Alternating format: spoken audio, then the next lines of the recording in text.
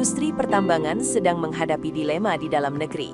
Ada kebijakan yang sangat mempengaruhi bisnis dalam menghadapi kos, yakni penggunaan B50 dan harga BBM yang naik karena situasi global. Ditambah lagi pengurangan produksi mineral dan batu bara, membuat perusahaan melakukan efisiensi sampai situasi kembali normal.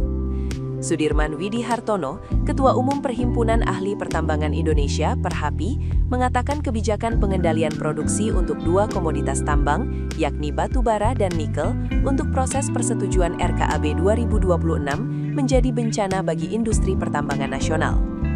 Selain karena kebijakan pengendalian produksi, perubahan persetujuan RKAB dari 3 tahunan menjadi setiap tahun memicu kekhawatiran akan kendala produksi di awal tahun sebelum keluarnya persetujuan RKAB. Menurut dia, Perhapi sebetulnya sudah menyampaikan kekhawatiran terhadap rencana perubahan persetujuan RKAB dari 3 tahun kembali ke setiap tahun. Walaupun ada aplikasi yang bisa membantu proses persetujuan RKAB, realitasnya persetujuan RKAB terlambat hingga di Maret 2026. Sementara itu, terhadap rencana untuk pengendalian produksi, Widi mengungkap fakta bahwa sudah banyak perusahaan di sektor pertambangan batu bara yang melakukan slow learning. Bahkan ada menyesuaikan operasional tambang karena khawatir adanya rencana pembatasan produksi. Di sisi lain, kata Widi juga menyoroti tantangan penggunaan B50 untuk bahan bakar untuk pertambangan yang membuat kos produksi meningkat. Bahwa pengalaman B20 hingga B40 sudah terbukti menurunkan performa alat dan meningkatkan biaya perawatan, apalagi di remote area dengan umur simpan bahan bakar yang lebih singkat.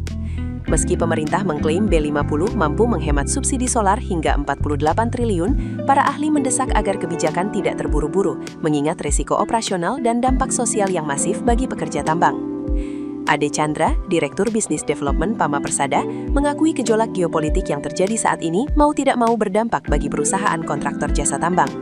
Kondisi geopolitik saat ini berpengaruh terhadap kenaikan harga komoditas termasuk batu bara. Di satu sisi, kata Ade, ini tentu menguntungkan bagi penambang.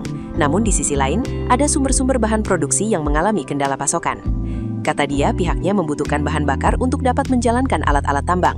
Kita juga membutuhkan komponen-komponen yang masih banyak tergantung dari luar.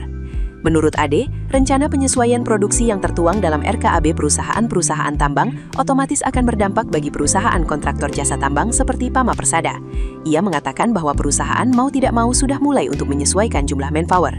Sejak Februari, kita nggak ada pilihan dan mencoba menyesuaikan jumlah manpower.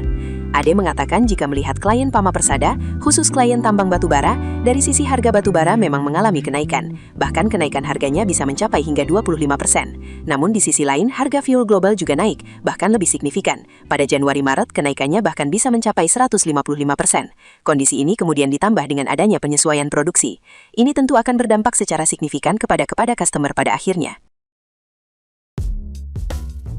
Keputusan bisnis terbaik datang dari data, bukan tebakan. Mudah berlangganan Business Insight dengan subscribe with Google.